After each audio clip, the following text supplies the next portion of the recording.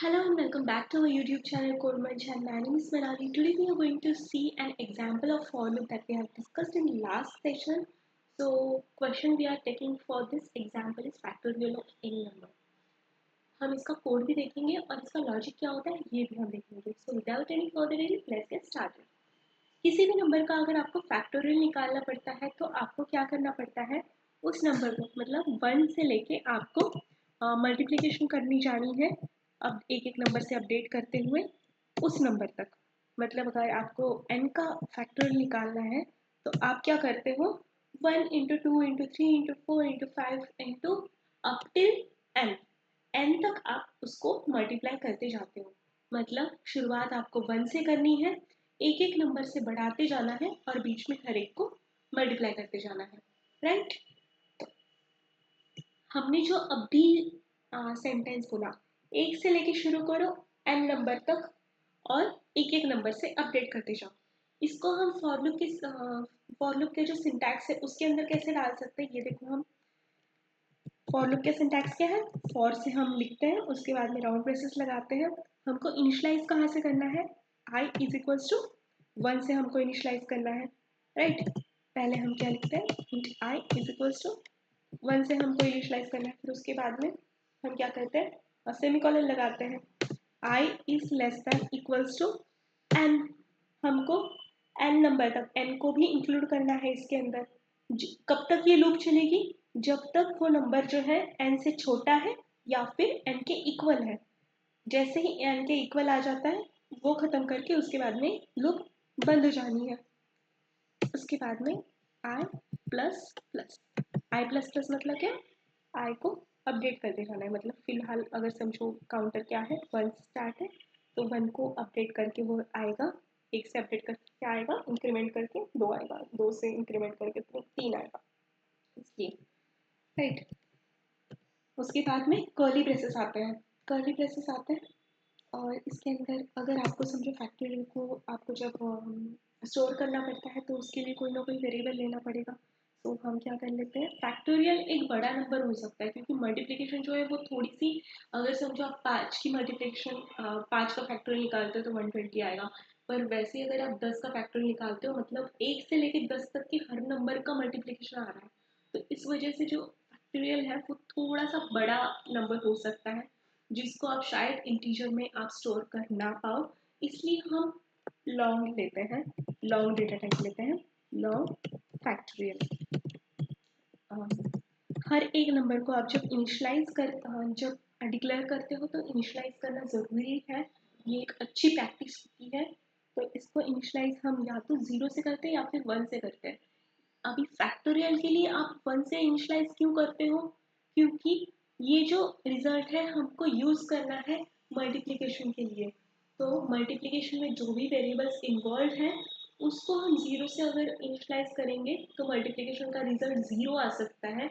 इस वजह से हमको 1 से इनिशलाइज करना है इसको. राइट, तो हमने फैक्टोरियल को इनिशलाइज कर दिया 1 से. और अब देखो फिर इसका जो लॉजिक है वो क्या आता है, फैक्टोरियल इज इक्वल्स टू, इसको हम क्या कर सकते हैं. अभी देखो ये 3 का जो, अगर समझो हमने 3 का फैक्टोरियल लिया है तो 3 का फैक्टोरियल क्या होता है, 2 का factorial into that counter into that number, specific number.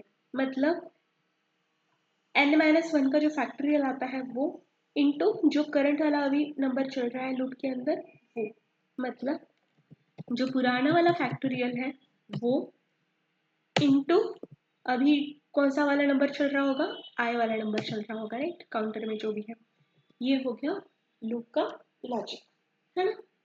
So this is what logic. अब इसको हमको अगर समझो हमको इटरेशन देखने की, इसके इटरेशन कैसे हो रहे हैं.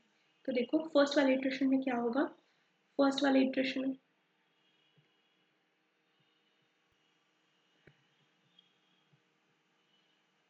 फर्स्ट वाला इटरेशन फर्स्ट वाले इटरेशन में क्या हो रहा है, हमको आई से आई इज इक्वल्स टू 1 से शुरुआत हो रही है.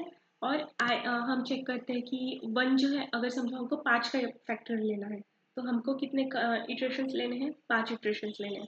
फर्स्ट इटरेशन में क्या हो रहा है, हम चेक कर रहे हैं कि आई इज इक्वल्स टू 1 से हमने इनिशियलाइज कर दिया. ओके, तो 1 लेस देन इक्वल्स टू 5 है क्या? यस हाँ है। तो हमने i इज इक्वल्स टू 1 आ गया, i इज इक्वल्स टू 1 आ गया। उसके बाद में उसके बाद में हम क्या कर लेते हैं, फैक्टोरियल पुराना वाला कौन सा है? फैक्टोरियल पुराना वाला है 1। 1 इंटू आई की वैल्यू क्या है अभी के लिए? 1 है। 1 इंटू 1 क्या होता है? 1। सो अभी क्या होता है, फैक्टोरियल के अंदर क्या आ गई है वैल्यू? फैक्टोरियल के अंदर वैल्यू आ गई है 1 वाली, राइट। अभी और आगे जाके i प्लस प्लस हो गया, i प्लस प्लस होके क्या आ गया? 1 प्लस 1 इज इक्वल्स टू 2। मतलब अभी i की वैल्यू अभी क्या आ गई? 2। मतलब अब चलने लग गया सेकंड वाला इटरेशन। सेकंड वाले इटरेशन में क्या आ गया अभी कि 2 है क्या कम n equals to 5? Yes it is. तो अंदर अंदर घुस गया अब लूप के अंदर।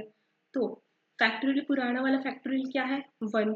1 इंटू करंट वाला आई की वैल्यू क्या है? 2। 1 इंटू 2 क्या होती है? 3। तो मतलब अब फैक्टोरियल की जो वैल्यू है वो क्या आ गई? 2 आ गई। 2 इंटू 1 इज इक्वल्स टू 2। अभी उसके बाद में क्या हो गया? थर्ड उसके बाद में क्या हो गया? आई को अपडेट हो गया 2 प्लस 1 मतलब क्या आ गई? 3। आई की वैल्यू 3 आ गई। अभी अभी चेक करो 3 less than equals to and 5 है क्या? Yes it is. So loop के अंदर घुस गया वो। 3 फैक्टोरियल पुराना वाला क्या है? 2। 3 into 2 is equals to what? 6। So factorial की अभी जो वैल्यू है वो है 6 आ गई फैक्टोरियल की वैल्यू।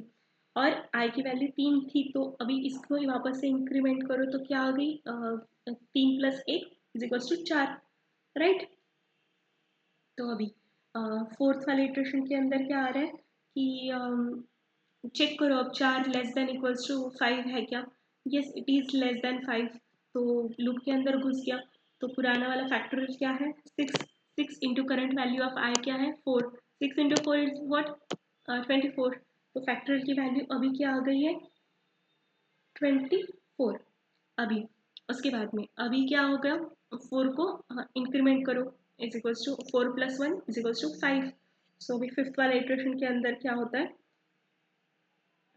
आई की वैल्यू 5 आ रही है तो 5 is less than equals to 5 है क्या? Yes 5 is equals to 5। तो लूप के अंदर घुस गया वो।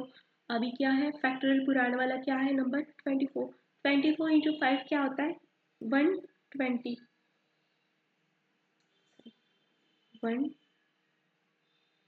120 ओके।